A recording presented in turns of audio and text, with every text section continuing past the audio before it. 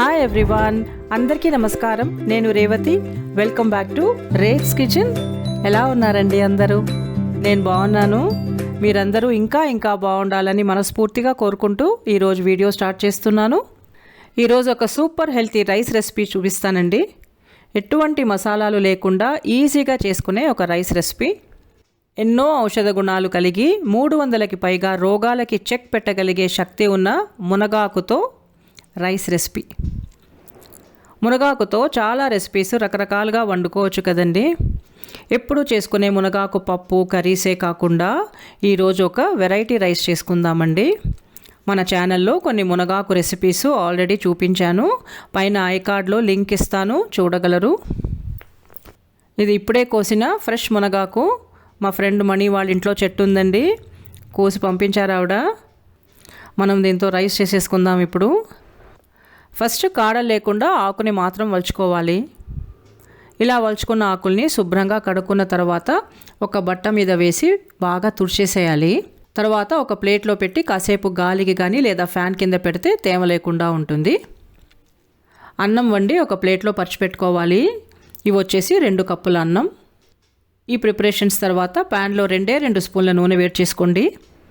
వేడెక్కిన నూనెలో 1 లేదా 2 ఎండుమిరపకాయలు, 1 టేబుల్ స్పూన్ నువ్వులు, 1 స్పూన్ జీలకర్ర వేసి నువ్వులు చిట్లుతుంటే ఆరబెట్టిన ఆకుని ఒక పెద్ద గుప్పెడు నిండా వేసుకోండి. దగ్గరుండి కలుపుకుంటూ వేయించుకోవాలి. ఆకు క్రిస్పీగా అయ్యేటంత వరకు వేయించుకోవాలి. చూడండి, ఇలా క్రిస్పీగా అయ్యే వరకు వేయించి వేడి ప్యాన్లోంచి తీసేసి చల్లారనివ్వండి. పూర్తిగా చల్లారాక పొడి చేసుకోవాలి.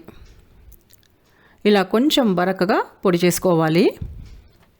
ఇప్పుడు 1 టేబుల్ స్పూన్ నూనె వేడి చేసుకోండి. వేడెక్కే నూనెలో కొంచెం ఆవాలు వేసి ఇవి చిట్లుతుంటే కారానికి సరిపడా పచ్చిమిరపకాయలు, 5-6 వెల్లుల్లి రెబ్బలు తరుగు వేసి ఫ్రై చేసుకోవాలి. మీ టేస్ట్కి తగ్గట్టుగా మిరపకాయలు తీసుకోండి. నేను ఇక్కడ 3 కాయలు తీసుకున్నాను. బాగా కారం ఉన్నాయండి ఈ కాయల్లో. మీరు తీసుకునే రైస్ క్వాంటిటీకి ఎంత కారం కావాలో మీరు చూసి తీసుకోండి. మిరపకాయలు వేగగానే ఒక మీడియం సైజ్ ఉల్లిపాయది తరుగు వేసి వేయించుకోవాలి.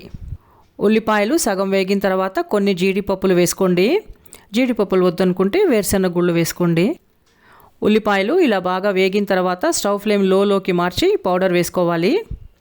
2 టేబుల్ స్పూన్ల పౌడర్ వేశాను. 2 టేబుల్ స్పూన్ల పొడి వేశాను అంతే. ఈ పొడిని ఒకసారి బాగా కలుపుకొని సరిపడా ఉప్పు వేసుకోండి.